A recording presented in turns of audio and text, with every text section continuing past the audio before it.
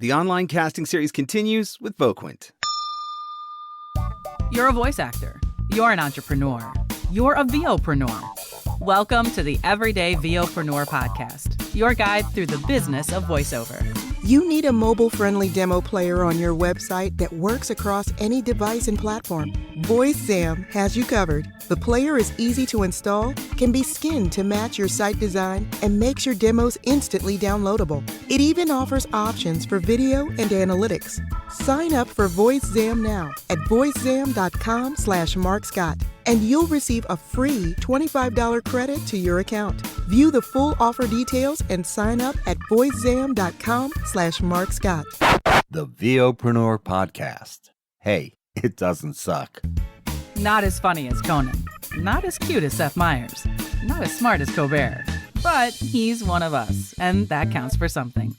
Here's Marc Scott, the original Everyday VOPRENEUR. Hello and welcome to the Everyday VOPRENEUR podcast, your guide through the business of voiceover. I'm Marc Scott, the original Everyday VOPRENEUR, back with another interview with another online casting CEO, helping you to understand how the platforms work and hopefully helping you to grow your business. Now, just before we get into this week's episode, can you just do me one quick favor? If you are enjoying the podcast, would you leave a 5-star review on Apple Podcasts or wherever you're listening? Those reviews will certainly help other people to be able to find the podcast and learn and grow their business as well. So thank you so much for doing that. So I'll be honest with you, the CEO that I am interviewing today is for a site that I knew basically nothing about prior to this interview other than the site existed. But I can tell you that after this interview, I'm probably going to be setting up a profile myself.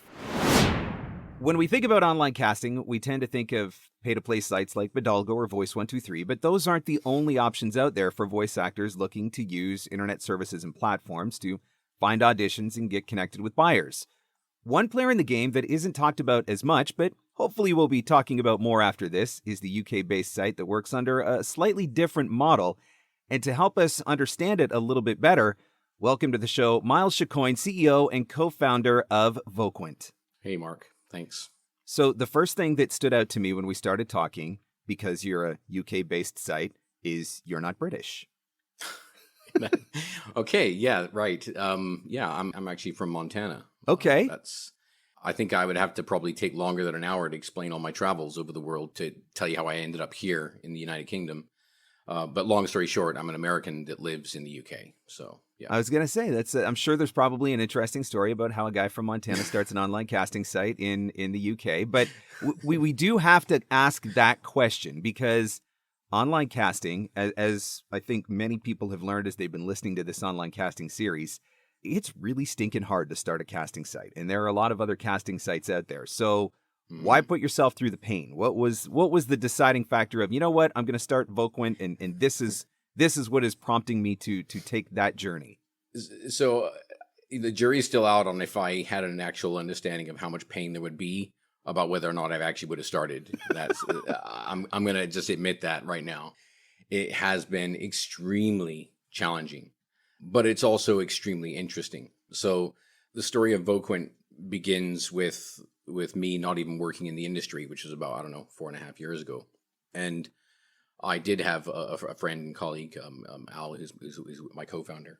And he had worked in the localization industry, and he knew way more about things like voiceover and translation and transcription and subtitling and audio description and all the different types of things that you offer in localization.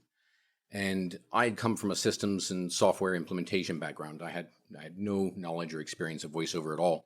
But we got to talking because there was a stage when I actually needed a voiceover in the company I was working in, and was looking at multiple languages, and I was finding it incredibly challenging to just get a really good perception of who could offer what based on different languages, not just, here's a whole bunch of different really great performers who perform in America or in the United Kingdom or whatever.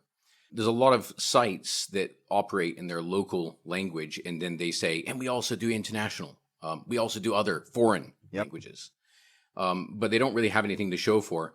And I got talking to Al, and we started to talk about this industry, and I started to learn a little bit about, how it's been formed and, who the players are and everything else. And and I saw an opportunity, as did he, which was to set up a company that did things differently to the status quo that had been created. And I know that status quo has been disrupted over and over through multiple cycles, as I've come to learn.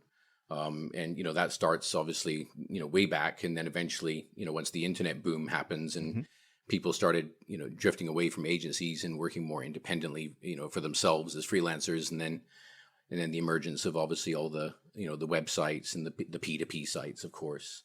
And so I kind of started to pick up a bit of visibility about this.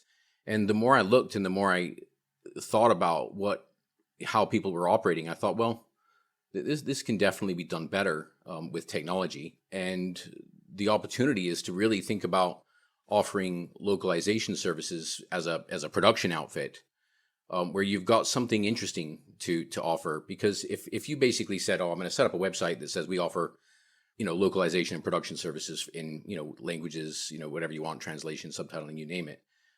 It's not very interesting if you basically say, here's a bunch of sort of snippets of translations that somebody's done or some subtitles that we did. It's just kind of like, well, whatever.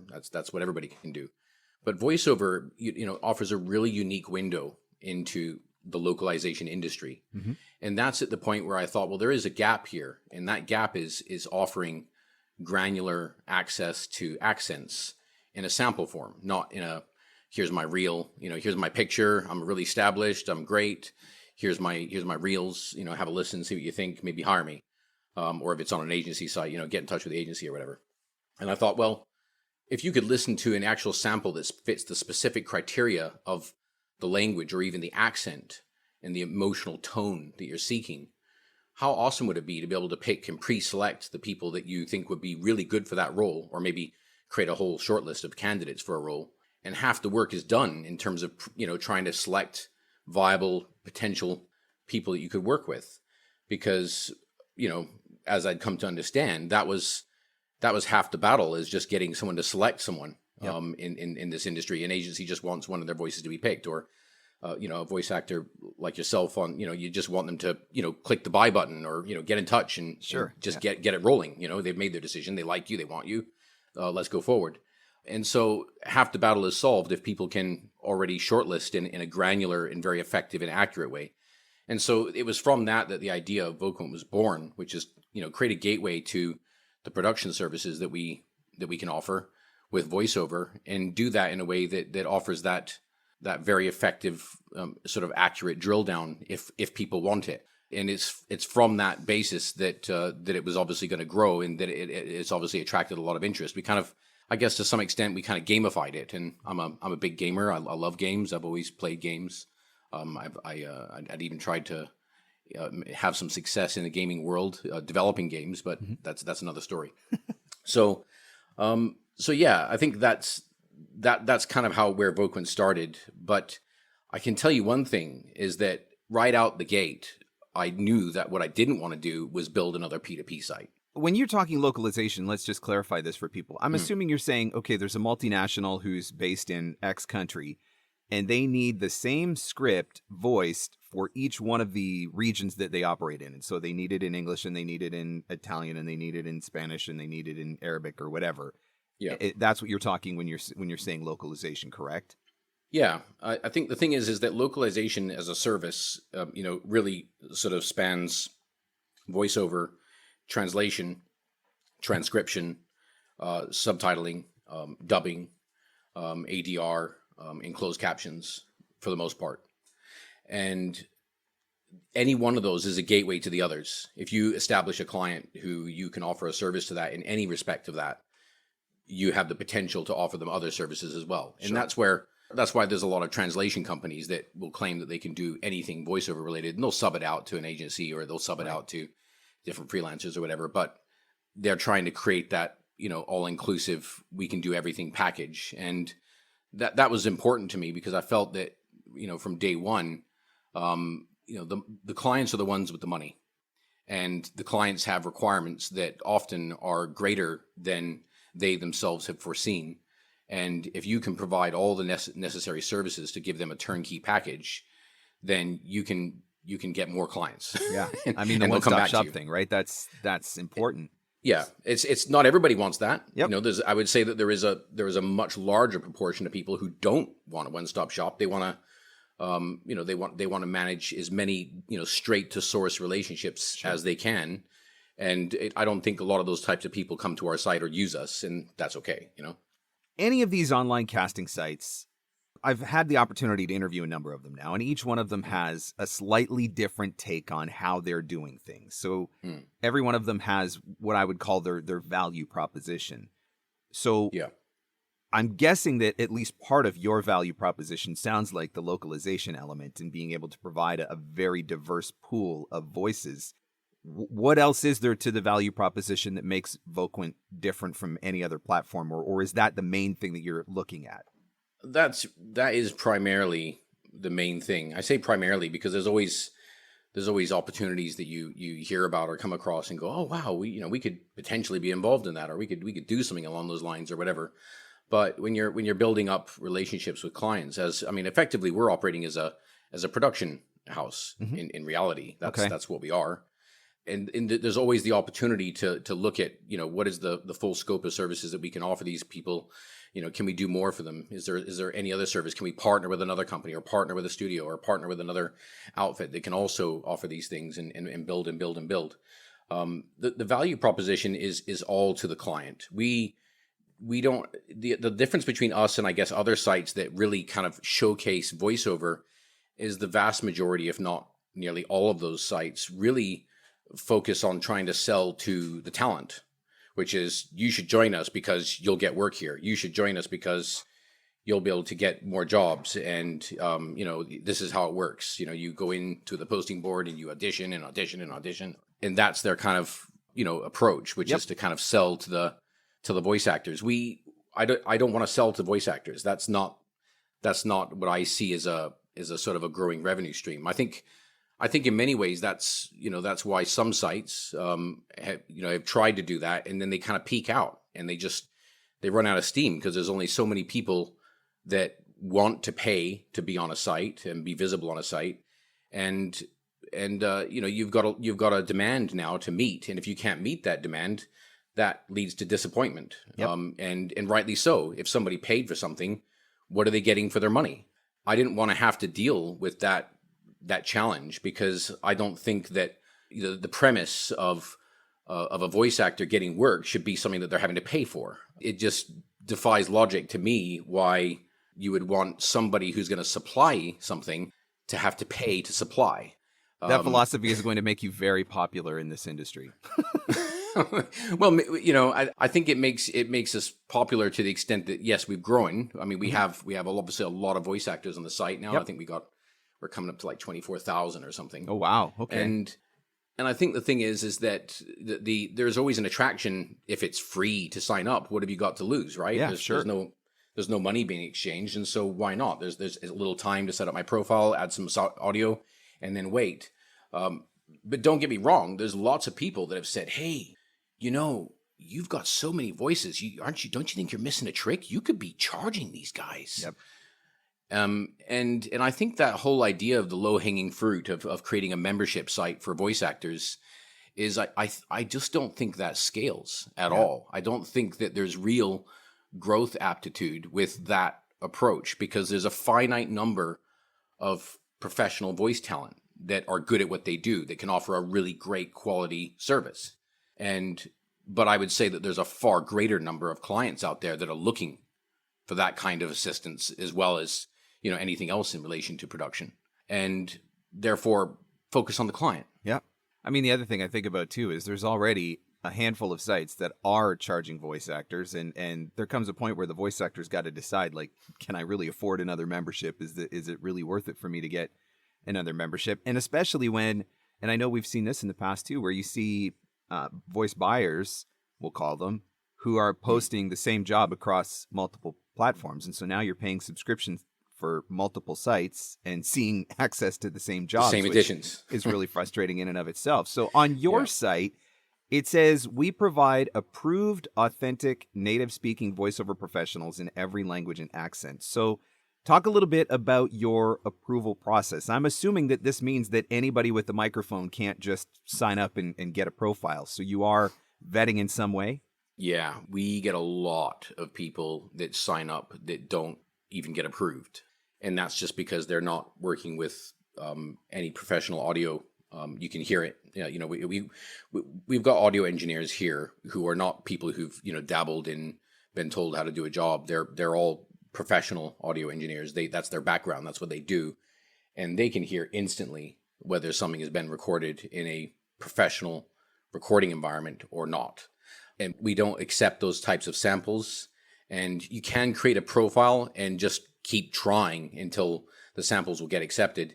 And don't get me wrong, we get so many samples. We've got, I don't know what the total is right now, but I think it's definitely over 80,000 audio demos on the site. And every single one of those has been listened to. But will, occasionally one fall through the cracks because, moderation is an extensive and difficult process to do.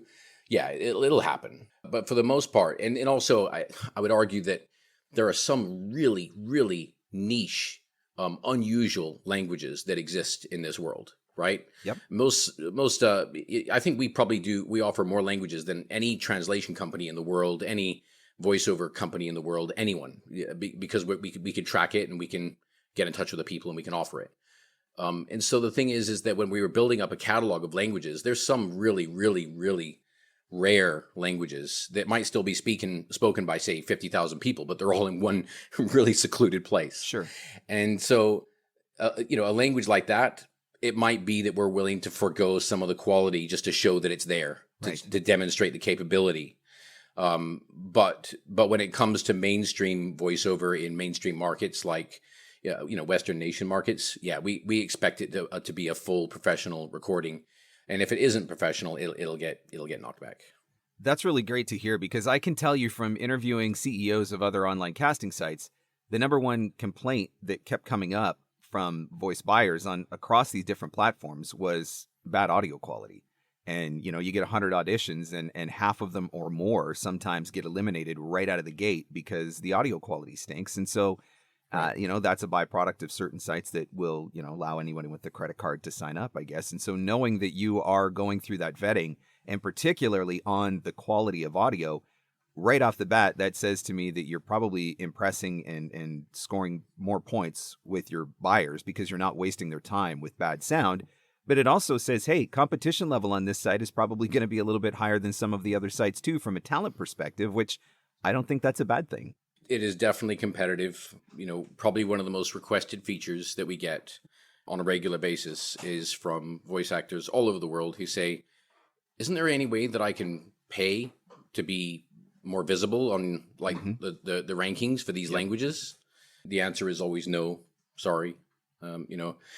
It's one of these things where as soon as we go down that road, then the voice actors are the revenue stream, and now you're sacrificing quality so that you can increase that revenue stream. That symptom is the one that you described, that other sites that focus on P2P, or if P2P is even part of their model, that creates the problem. And we don't want to be part of the problem.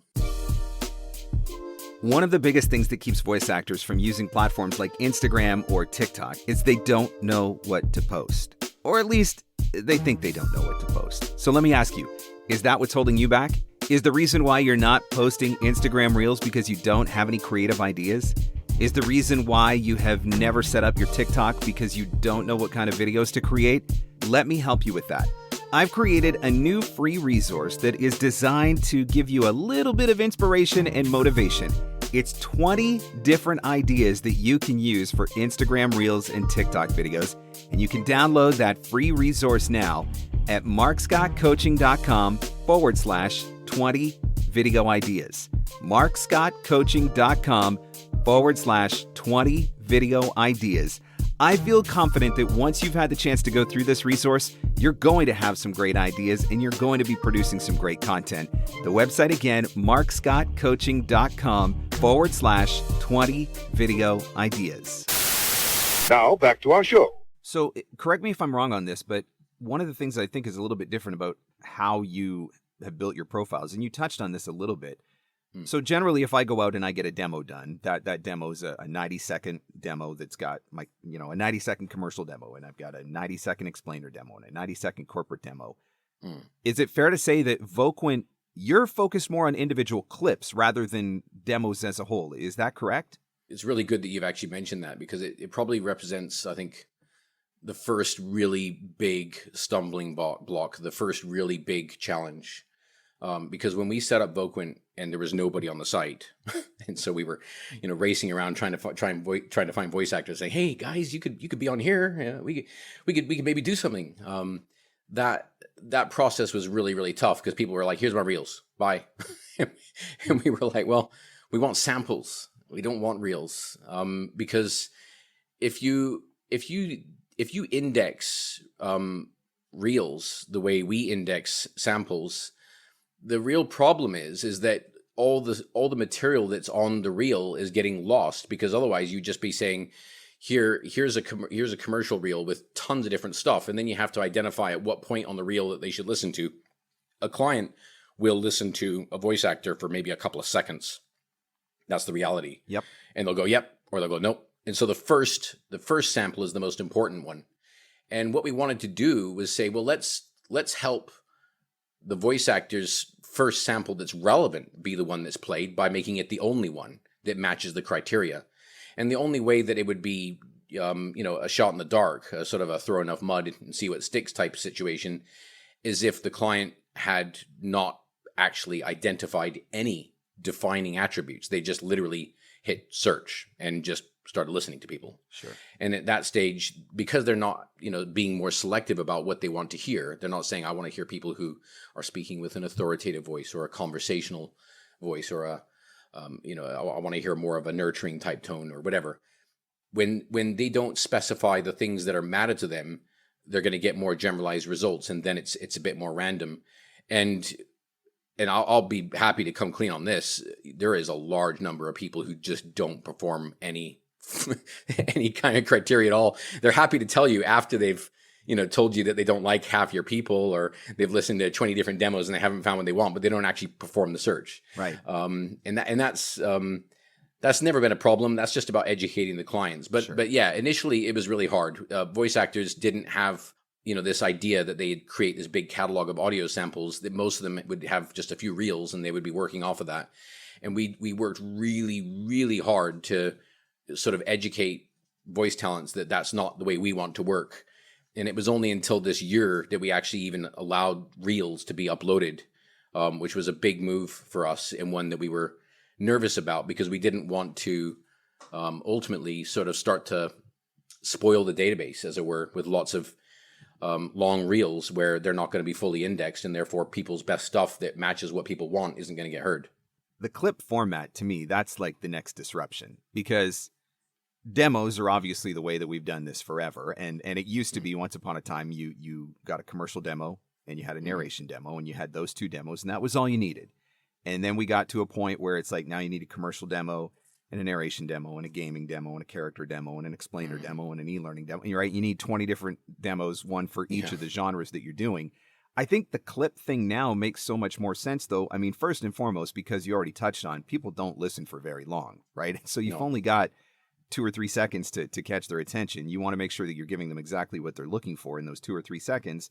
Yeah. And then I guess having the clips makes things much more searchable, which you touched on with the way that your database is formatted. So I know there is an algorithm in play on Voquent, and I think that is mostly based on search capabilities. So talk a little bit about, from a talent perspective, we're going to take our demos and maybe we're going to split them up into clips to get them on the profile. What do we need to know in order to get better rankings in search? Is there particular labeling, or is it tagging, or how does it work from the back end on that side? The way the algorithm works is I can explain that in a second. It's maybe important for me to first stress that what happens is, at the beginning of every day, what we have a random shuffle that's applied to every single voice actor on the database. Okay. And that creates effectively an order, a placement order. And within that order, if you start identifying specific attributes that are really relevant to your search, that order starts to qualify out people that don't meet those attributes. So if you said, I need someone speaking English, you're going to get a lot of results still. There's going to be a lot of people in that order still. But if you picked something like, I don't know, Swahili or something, you're going to have a much narrower, smaller set of selections. Sure. That order will still play out as long as it's meeting the criteria. We kept that order shuffled daily for a couple of different reasons. The first reason is that we wanted to make sure that we didn't shuffle it. We started out not shuffling it. We just randomly shuffled it every single time. But clients were getting annoyed because what they were doing is they were coming onto the site and they were saying, I just was at page 3 and then my browser crashed and then I went back to did the same search and then suddenly I can't find them on page 3 anymore. I knew the one I was listening to and I'm really, really like, "Argh." And we were like, oh man, okay, here's the problem. We haven't established a consistency in that order. So that if they close the browser down, do the same search, they can get back to that identical order. Right. But we also wanted to make sure that that random shuffle still takes place daily, because if you don't do that, then you have the whole problem of the 80-20 rule, where obviously there's certain factors that are favoring some talents over others, and therefore they start to pick up all the work, and everyone else is kind of like, yeah, went on the site, got nothing. And don't get me wrong, there's plenty of people who've gone on the site and got nothing. I get that. I think that exists for pretty much every site. Sure. But there's obviously a lot of people who have gotten work on the site. I think there's people who get work that kind of expect, okay, that's it. I'm on the gravy train now. Now it's coming. I got 3 jobs from Voquent this week. Right. That's 3 more next week and 3 more the week after. And man, they can hit a dry spell that could last, God knows how long. There's no way of kind of guaranteeing that it can become a steady income stream for anyone. So we've never really been able to offer that. I'd love to be able to, but to do that, we would need to have a much higher level of demand. And when I say much higher, I mean something that's astronomically larger than any other site in existence to this day. Right. Because if you think about how many, let's say, I'm not going to name names, but there's some sites out there that are well established. I'm sure you know who I'm referring to. And they might have, say, 100 jobs posted in a day, Sure. right? Yep. Mostly in English. How many jobs is 100 jobs in the overall number of jobs, voiceover jobs that get completed in a day worldwide? Because we do a lot of worldwide work with a lot of worldwide clients. It's a fraction. It's so small. It's probably less than 1%. And so we would basically be to really put food on the table regularly as a sort of a consistent income, to be able to say, these people could be employees potentially if they were getting regular work. To have that conversation and be realistic about it, we would be needing to transact, I would say, probably 5,000 to 10,000 jobs, a day. Yeah. That's a long way away. Is it possible in the future if we make changes? Then, yeah, I think something like that could happen. But we're not there right now. We're not there yet. We haven't created the tools to make that possible yet. Yep. So I know, we've talked a lot about the fact that it's localization. You're working very hard to provide multiple languages and all of that. You are based in the UK. Yeah. Does that mean that the bulk of the opportunities are coming from the UK and for UK English? Or are you really good about, or do you have a strategy that kind of puts you out there across the board globally, so you're attracting from all kinds of different locations and all kinds of different languages? Like what do the numbers look like for a say US based English speaking talent? I couldn't actually give you a clear answer to that because I don't even know the answer myself. We don't track like the number of jobs. We will in the future, but right now we don't track the number of jobs that are done in a particular language or even at the granular level that we index, which is like an accent, right? Yep. We don't track that. We don't say how many North American jobs or how many New York accent jobs have we done today. We don't do that. Okay. What we do track is where are our customers based? Where is their head office, that we're going to send an invoice to? Where is that based?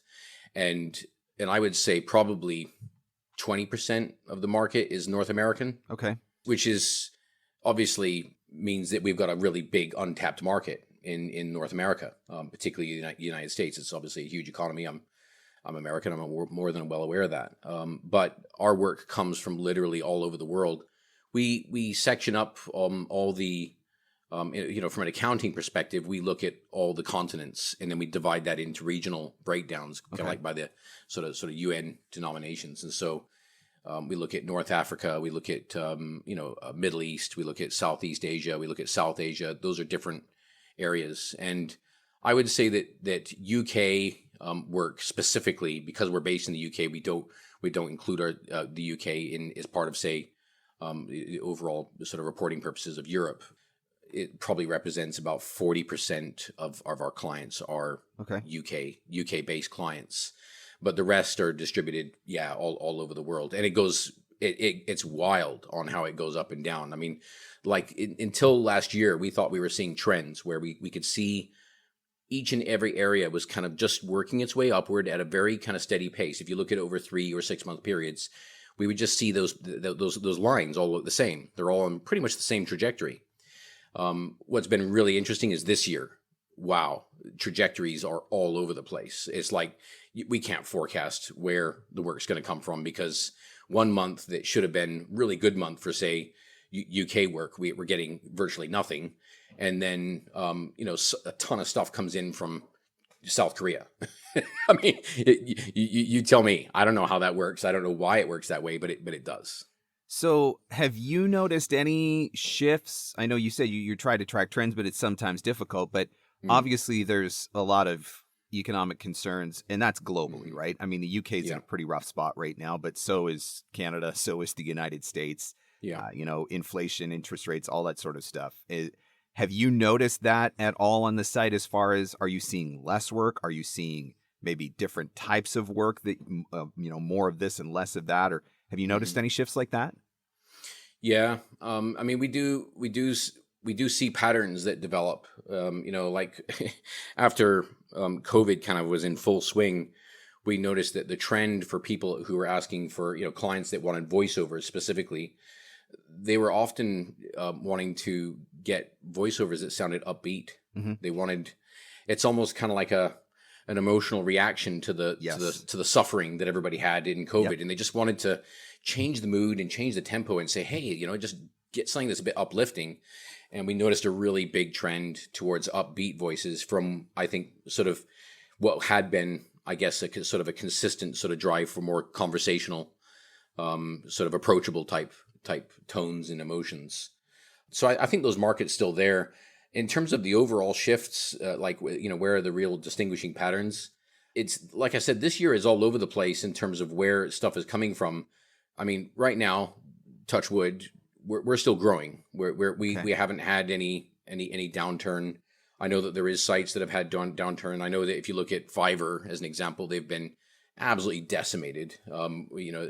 With their share price, went from a peak in COVID at $300 a share to now back to 30 where it started. Yep. Lots of layoffs, and obviously a lot of new voice actors that signed up during the COVID era, thinking that maybe I don't even know if I'd call them voice actors, but people who obviously would aspire to be a voice actor and maybe create a work from home job, suddenly finding that there's not enough work to go around, and what are they going to do? Are they going to have to go find a job? And that's evident. That trend is evident because the number of voices that have reached out to us over the last, say, 6 months, just saying, hey, is there anything more I can do? Is there anything else going on? It's been alarming. Yep. And we do speak to voice actors. I have a lot of team members who have great friendships and relationships with voice actors. And we know that it's really, really difficult for a lot of people right now. And our growth is steady. It's not exponential, like Fiverr had in the boom of COVID, or other sites may have had, from a remote working perspective, and we're able to kind of benefit or cash in on that to some degree. We haven't really been on that trajectory. I think that's mainly because we don't have technology components in place yet. They are coming, which are based around supporting projects after someone's been selected. We do all that in the background, and after once we've engaged, once our production team is engaged with a client, there's nothing going on the website. We don't have like a login for the customer to say, hey, here's your project and that's how much it costs and that's who it is with, if you want to buy them again, or blah blah blah, and you want to give them some ratings and some feedback, etc. None of that exists, and so that might be a good thing, actually. Yeah. I think the thing is that there's going to come a point in the future where those things will have to exist, but not in the format that they're currently being represented on other sites. I'm very aware that it's being done really, really wrong right now, and it's making a lot of people upset, and I think rightly so. And we're not going to be one of those people. We're going to hopefully be a breath of fresh air once it all falls into place. So let's talk about the talent side dashboard. So I set up my profile on Voquent. I sign in. What does that look like? Is it like, here's a string of auditions for you today? Is it more of a direct invitation from buyers? You said you work as a production company. Are you selecting talent for projects? What does that look like on a day-to-day basis for the talent on the site? Yeah. Okay. I mean, the production team will typically start with a client that's either selected. When it's voiceover, the production team will start with the selections that somebody's made, if they've made them. And if they say, "Hey, I've worked with this person before," or "Hey, I've you did a project for me with this person, a year ago, and we'd like to work with them again," or they say, "Look, I've just been on the site and I've been, there's a few people that I've favorited. I really, really like them. Could I work with them? What's their availability? What are their rates? That kind of thing." But I would say that probably represents about 30% maybe of the jobs. The majority of the jobs actually come down to our own production team using the exact same identical search tools themselves to meet the requirements of the client that didn't seem to want to use them. Right. Okay. So they'll say, "I've got a job. Here's my video. I haven't transcribed it. It's not time coded. I need you to do that. We want this in these languages. How quickly can you get it done? We need it done tomorrow." That kind of thing. And so we'll be racing around going, "Okay, who have we got? What do we need? Blah, blah, blah." And so there is people who I guess that we've worked with, lots of times, and those people will continue to, I guess, get the benefit to some degree on some of those jobs because there's somebody that we can count on. They're reliable, but that's never been based on their rate, like that they, expect to get paid or anything like that. It's usually just based on them being nice people to work with, if I'm honest. And some people charge a lot of money for their time, and rightly so, because they're very experienced and they've built themselves up to that level that they're worth every penny. And then there's other people that charge very little. What we won't do is take advantage of those people that charge very little. We will still look at the GVAA, Gravy for the Brain, and standard rates around the world and make sure that we're paying a fair rate. Yep. That's really, really, really important, because the thing is that we do so many jobs that just aren't a classic sort of passive. Hey, we're not an introduction agency like a lot of these P2P sites. They're just getting in the way of a direct relationship that the client would really like to have if they just knew who they wanted. We're not doing that. We're offering a full production service, and so the majority of the time we are doing multiple languages. And when we do those multiple languages, we're in the situation where we go, okay, the client's going to pay us this much, and we've got to do all these different things, and it's going to involve all these different services. So what are we going to do? We need to pay some voice actors in this, and there'll be voice actors who will say, "This is my rate. I'm not working for less than that. I don't care what your budget is. It might be good for whoever, but it's not good enough for me." And in that case, well, we go back to the client. We say, "Hey, we're going to need some more if you want them. And if you want to go someone else, then we can do that too. It's entirely up to you." We leave those choices up to the client. So let's talk a little bit more about the rates then, because that is something that I'm curious about.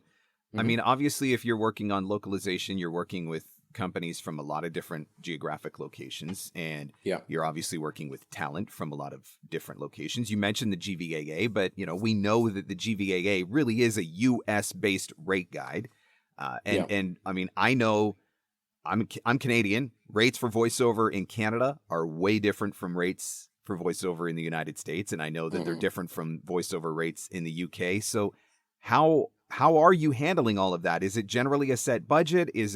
Do talent have an opportunity to quote? Are there other resources outside of GVAA? Like I guess, sometimes US talent forget that when they're working with European countries, for example, rates are different. Yeah. And that's just because the economy is different. And so that makes a difference. Absolutely. We have a whole rate system that's proprietary to us, that's for rates all around the world.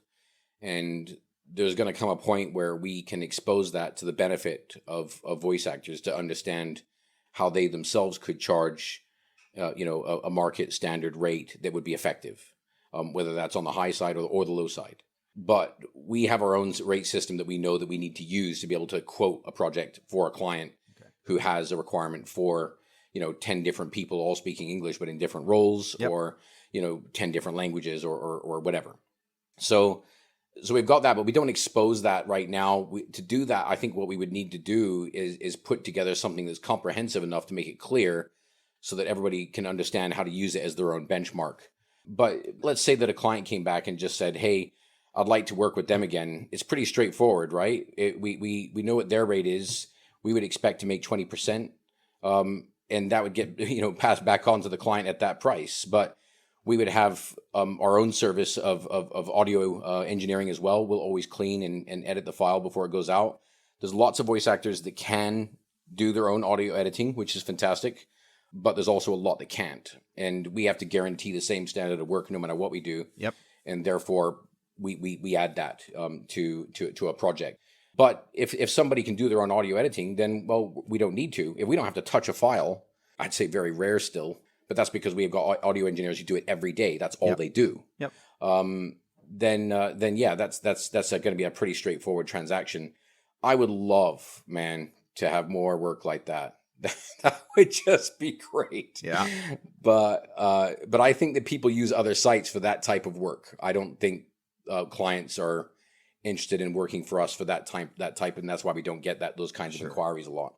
The majority of our work is unfortunately I say unfortunate because I think that there's obviously money and there's profit to be made in doing big projects, but it's not the transactional sort of passive experience that would increase, potentially a lot more clients by opening those doors and therefore, create a reliance on, I think, smooth and effective systems. I'm going to give you an insight into something that is coming in the future, which is really important to us, and that's talent release.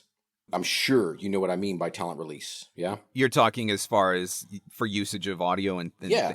Yep. So the thing is that there is a big difference, and I know I don't need, I'm not trying to teach grandmother to suck eggs. There's a big difference between an internal, production that is actually internal. Yeah. to a promotional or promoted broadcasted piece of material. Yes. That's going to go out to an audience. Yep. And one thing that we always do with everything is we insist on knowing who is the audience, how long is it going to run for, and what, so what's the duration, what's the audience. So we've got the key metrics, and we can actually say, okay, there's going to be usage for this, and that's got to be something that's agreeable with the talent, and the talent needs to have the authority and to retain the authority that audio belongs to them at all times. Yep. The audio doesn't belong to us. We are not, there's other sites that basically, and I'm just going to say our terms, we're going to be updating our website, and I'm hoping in about a week to a week and a couple of days max. And our new terms and conditions will be on there, which makes this unequivocally clear, which is there is not any job that we purchase. We don't purchase audio and then resell that audio. All those rights retained by the client stay with the voice. The client is simply getting a license to use that for a duration bestowed by the voice actor. That's huge. Every single job is based on that. It's never based on, I've just signed away my rights and you can do whatever you want with it. And those people and those organizations that take advantage of voice actors to say, they don't really look at the usage, and so I'll just charge them this, and who cares where it gets used? They're none the wiser. Well, they're cretins, and they're exploiting people, and I think it's uncool. We're not going to do that. That's a huge one. Yeah, I think usage is an incredibly sensitive and important subject, and what we're going to be doing is as we further develop the system, we're going to make it possible that any client can always obtain that document, which has to be signed by the talent, which specifies the usage rights that they are allowing that product that they've created that belongs to them to be licensed. Yeah. And it's something that I've wanted to do for a long time. I actually, I remember I was speaking to Marcus Hutton. I don't know if you know him, but he's like the head of audio committee at Equity, right? Okay. And the thing is that I was saying to him, I think every project should have this. And he said, well, yeah, absolutely. Yep. Of course it would. And I remember after that, he had actually I think he'd gone out to like a solicitor and a lawyer and said, here's a sort of a baseline document that allows you to kind of protect your rights, attach this. Sure. Yep. But the fast flowing level that work is being done, there's a lot of voice talent that they just can't be bothered. Yeah. They don't have and they need to be bothered, but it's a lot of work to do that. Yes. And so we feel that if we basically put in place the documentation for them to be able to create that, so we'll create it for them and say, are you happy with that? Do you agree to it? Great. It's yours. Now you have a license for your own stuff.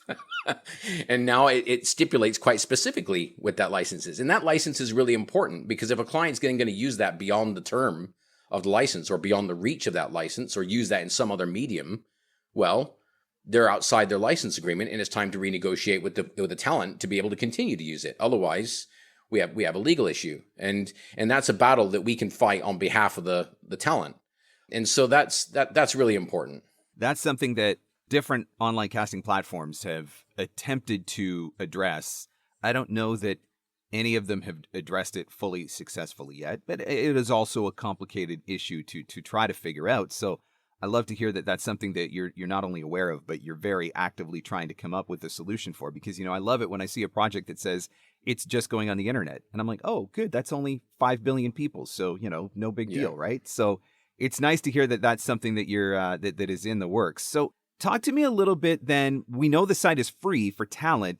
Can you talk a little bit about the monetization model then? Is it commissions for talent? Do you take fees for booking, or is it the money made on the client side? Is it all made from the production side? Just so talent are clear whether or not there's anything coming out of their pocket. There isn't anything coming out of the client's pocket. At the end of the day, we're basically paying the client for a job.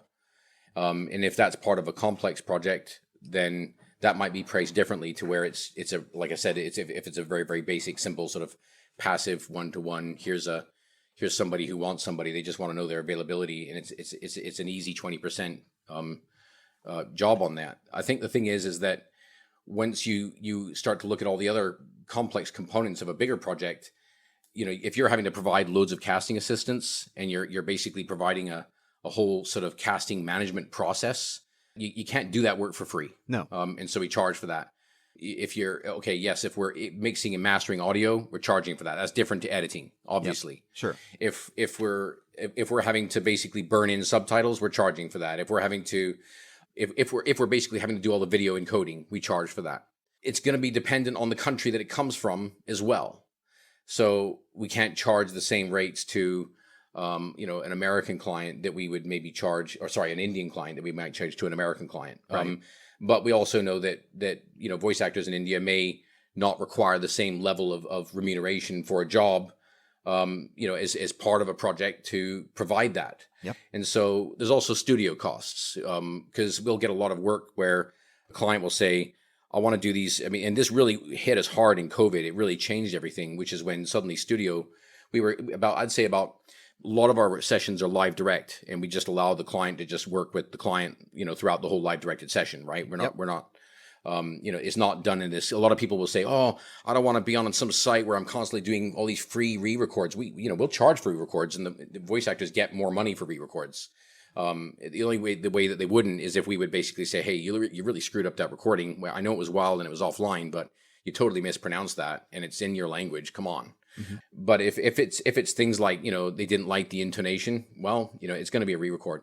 And I think the thing is that when you're looking at all these different aspects and a client's going, well, this is what we want and this is how we want it, we're trying to go, okay, we'll figure out a way to meet that requirement if we can.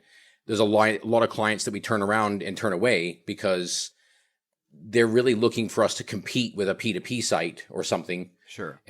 Or even compete directly with voices. So there'll be people or agencies, and they'll say, oh, we're going out to market. We're going to be contacting lots of other people. And we say, look, if you're doing that, we're not really interested in trying to bid against those kinds of jobs. Yeah. You can work with us, and we'll go ahead and figure out how to meet all your requirements, right down to every aspect. Like I said, turnkey. But if you're looking for kind of one-to-one type jobs or one-to-one recordings and trying to get the best possible deal or get the cheapest possible voice, we're not interested in that. There's tons of other sites that you can do that on. I don't need to name them. It's really obvious. In fact, we publish a whole list of sites that people can go onto if they really want to do that. And that's their prerogative. But we don't want to compete on $50 to $100 jobs. We're not interested in that kind of work. We're interested in typically a minimum baseline. I would say sort of $200 to $250, $250 minimum. If there isn't that involved in at least from a voiceover perspective, then it wouldn't be really worth even looking at. So if a talent gets a job on the site for $250 or $500, the talent gets $250 or $500. Then, like if that's what the job's posted for, that's what the talent's walking away with. Yeah, but you got to remember, there's no posting. There isn't a posting board. We're not a posting board. We're not. I think if we were doing that, then we would have to be a P2P platform, right? But there's no other commissions or anything after the fact. Right? That's what I'm getting to. Like, you're not working like an agency where the job is, it's a $500 job, but then they book a $500 job, but then there's a 20% commission that comes off of that, like with an agent or something. You're saying that whatever the rate is that you've hired the talent for, that's the rate that the talent's going to get. We'll mark up a simple job by 20%, like an agent would. Okay. We will. So what about payment on the site then? Does Voquent handle that, or are talent invoicing for that? How does that work? Yeah, we do. We ask the talent to invoice. Okay. We're going to get to a stage where we're going to generate that invoice for them. That doesn't mean they can't still send us their invoice, and that will still be, legal tender. Yep. That theirs will trump ours, so to speak. But if they can't, but we get some awful invoices, man. We get people who send through spreadsheets. We get people who send us text files saying, pay me. They don't even have their address and their bank details. And you're like, really? Come on. There's definitely some education that needs to take place. You see the whole spectrum when you're working with voice actors, don't you? Yeah. And the thing is that a lot of these sites have gone down the kind of the wrong, to keep things simple. They're using things like PayPal. That's a problem. PayPal to us is like a last resort. We're always telling the voice actors, give us your local currency in your local account, and we're going to pay you in that currency into your account where you're based. Yep. Don't give us the name of somebody else. It's got to be you, and it's got to be in your currency. Yep. That's what we want. So if they're in the States, we're saying, hey, give us your ACH, give us your checking account so that we can do an ACH transfer. You're not going to have to shoulder any fees. You're going to get everything. There's no special little, handling fees like PayPal will throw in. Yep. But does that make things interesting because we're paying people all over the world? Yeah. Our finance is one of the most toughest things to work with because we are paying people all over the world constantly. And some of these are in countries that there's lots and lots of people that are putting in roadblocks that are saying, hey, we don't want you paying somebody in Venezuela. What is this? This is clearly fraud. And it's like, well, we don't want you to, pay this person in Brazil until you've given us everything about their identity, like literally everything. And it's like, wow, okay. And so there's some countries that just don't have the economies set up and the sort of commercial relationships set up with major world economies that makes it easy to transfer money. But that's what we do. We go direct to those bank accounts, and boy, does that make a difference. So when we get a client who says, okay, here's the project, we want to do this, this, and this, and this, and we invoice for that, and we say, okay, or we quote for it and say, this is what it's going to involve, and what have you. That could be before they've selected voices or after they've selected voices or whatever. And they have a whole invoice that says, okay, these are all the things I'm going to get and everything else. I get that. And on those invoices, it stipulates usage for any voiceover that does get done. And that will be per voiceover and per person, right? And when they look at that and they say, okay, and we want 90-day terms. Mm-hmm. In some cases, we have to accept that. They're either going to work on their terms or we're not going to work at all. It's that simple. Some clients are horrible and they just go, no. You either work on 90 days or that's it. Yep. So now we're operating as a bank for the client. However, in the meantime, you've got a voice actor who's just done a great job. And what are they going to do? They're going to be going, well, when am I going to get paid? When am I going to get paid? When am I going to pay? So right from the start, we thought, no, we're going to do this differently. What we're going to do is we're going to pay the voice actor instantly for the job, even if we haven't been paid, That's nice. Yeah. And that is definitely different. That is part of your unique value proposition right there. It's another one. Yeah. So within 24 hours, we aspire to pay every single person who's completed a recording and submitted an invoice. That simple. And there will be people who will get paid literally 10 minutes after they've submitted their invoice. That's how effective and efficient we've created that system for. And it's taken a lot of work to make that possible. It's been a humongous challenge. But I would say that it's one that makes us easier to work with. From a voice talent, it's really nice to not have to chase somebody for the money that's owed to them. That's for sure. They get the money and that's it. Yep. And the only way where we would have to wait is when it comes to usage. And the reason it comes to usage is if something is a small usage fee, if we know that, for instance, it's gonna it's gonna get paid, on say, a month from now or whatever, we'll just pay that as well, as long as we know it's actually being used. We've had incidents where clients have turned around and said, we're not going to use it, and they don't. We can't pay the usage for something that's not going to get used. Yeah, and so we have to go back and say, sorry, we're paying your session fee. Yep. We're not paying for the usage. We can't. Yep. It's not going to happen. The client's gone elsewhere. And we do watch for those clients who try to pull a fast one and then use it anyway, because they will try. Yep. And it doesn't happen as often as you might think with us, but I know it will happen with other sites that are really where their whole proposition is around get it here, get it cheap. Yep. If the whole idea is getting it cheap, then that's going to happen a lot more. So I think the thing is that when it comes to usage, if somebody will have jobs where it's for a big client, right? And they'll say, listen, we have this big TVC coming up. It's going to be used worldwide. It's with a major brand. It's with Google. It's with Apple. It's with, Amazon, whoever. And it's going to pay 20 grand, right? Mm-hmm. And so yes, in a deal like that, what's going to happen is we're going to pay the voice actor immediately for their session fee, however long that took, right? Yep. We're going to wait until the usage gets paid on an invoice that big.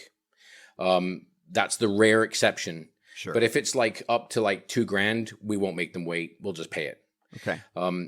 Now, what that did create is an incredibly difficult cash flow problem in our first couple of years. Oh my God. I can imagine. We had paid out a lot more than we were actually getting in by the clients while we were trying to grow the clients. And that we couldn't balance that out. See, most agencies, the way I see it is, or production companies that kind of work as agencies or even masquerade as an agency or whatever, they'll wait. They'll force everybody to wait until they get paid, sometimes even for the BSF as well. Yep. And what they're doing is they're constantly juggling their cash flow. Yep. They're constantly going, okay, well, once we get the money for that, we can do this, but I'm not going to pay them until I've been paid for that. And I've heard really respectable agents telling their voice actors, sorry, I know it's Coke, but they still haven't paid us. And, we're doing everything we can to get them to pay. So far as I'm concerned, that's not the voice actor's problem. Yeah. The voice actor will be like, hey, let me get on the phone to them. Let me do something. Let me tell them that I'm starving. Let me tell them that I need that 10K right now. I'm desperate. I haven't had a lot of other jobs. I need it now. I don't want to sound unprofessional, but I really need to chase this. And agents will say, no, it's our client. You stay away. Don't do that. We don't want to scare the customer now. They're going to pay in good time. Just hold back. We don't have those conversations with anyone. And that's because we pay so quickly. That's pretty impressive as well. I got to tell you, Miles, I mean, after listening to what you have to say and outlining what you're doing on the site, I think you're going to be pretty popular after this. I think there's going to be a lot of voice actors that are going to want to find out a little bit more about Voquent, because honestly, some of the pain points that you've addressed in this interview are some of the most common pain points that voice actors are beefing about, right?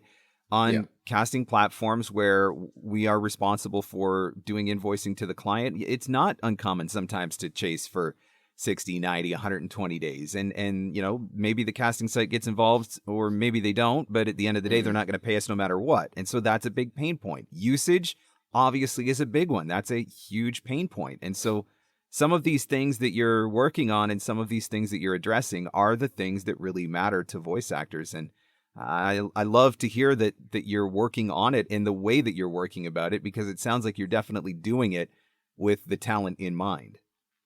Yeah, and I appreciate that, Mark. I really do. Let me give you a bit of personal information, which I'm happy to share. I have a son. He's 22 years old, and he's an aspiring artist, a fine artist. He draws and he paints. Yep. I can't think of anything more horrible and annoying as somebody taking advantage of that, exploiting his talent so that they can generate lots of revenue while he is basically a starving artist. Yeah. And maybe he'll be a starving artist for a long time, trying to build up some sort of brand or some sort of capability to be able to change that. And that's just the nature of the world we live in trying to become a known artist. But But I think that there's a lot of people that are exploiting artists. It's not just voice actors. It's artists in acting. It's artists in all the performing, singing, music, all the arts, and beyond. People are getting exploited. Animators are getting exploited, and it's creating a huge problem in the anime industry. I'm sure you know about that. Yep. And it's great, of course, to see SAG-AFTRA stepping in. Unless of course you're not on SAG-AFTRA, stepping in with like Funimation and Crunchyroll, with Sony and saying, hey, this needs to go union now. This is getting out of hand.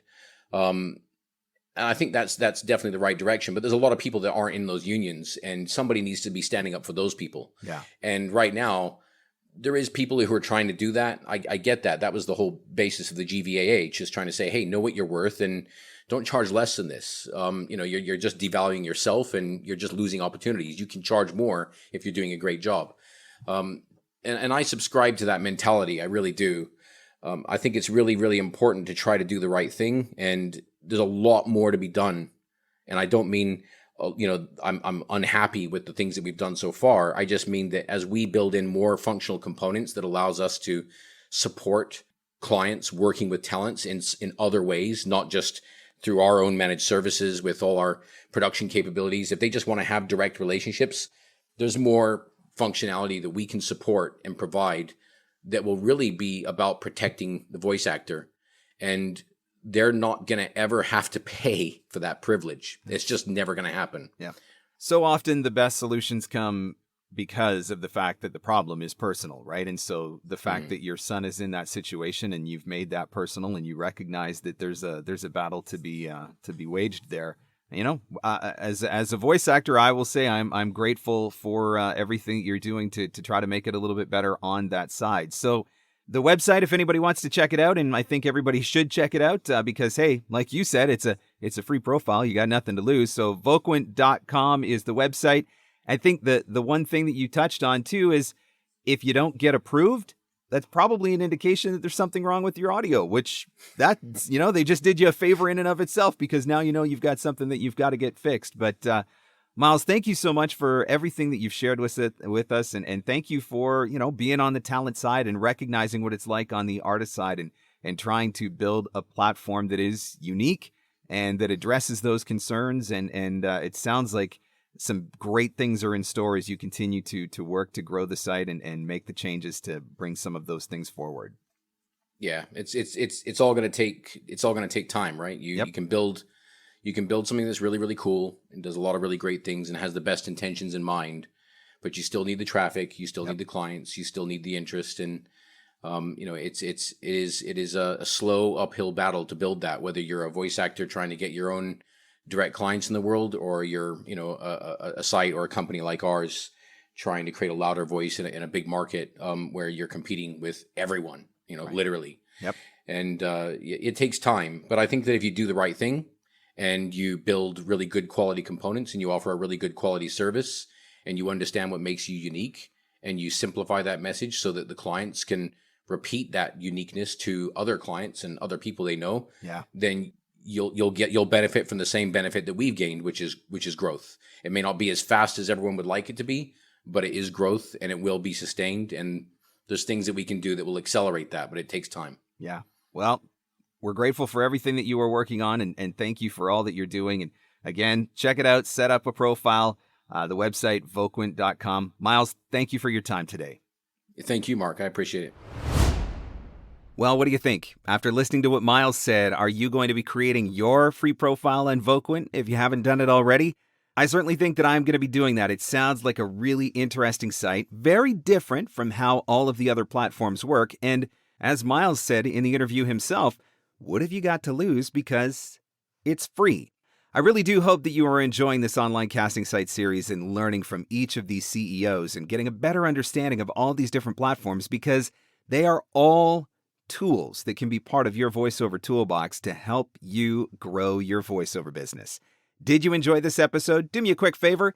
Would you post it in your Instagram stories that you're listening and tag me at Marc Scott? That's at Marc Scott. Thanks so much for listening, and I'll catch you on the next one. The Everyday VOpreneur Podcast. Available everywhere fine podcasts are given away for free. Mostly, we think. You need a mobile-friendly demo player on your website that works across any device and platform. VoiceSam has you covered. The player is easy to install, can be skinned to match your site design, and makes your demos instantly downloadable. It even offers options for video and analytics. Sign up for VoiceSam now at voicesam.com/MarkScott, and you'll receive a free $25 credit to your account. View the full offer details and sign up at voicesam.com/MarkScott. And scene. And that's a wrap. Thanks for hanging in. Thanks for hanging out. Want more VOpreneur goodness? Jump online at VOpreneur.com.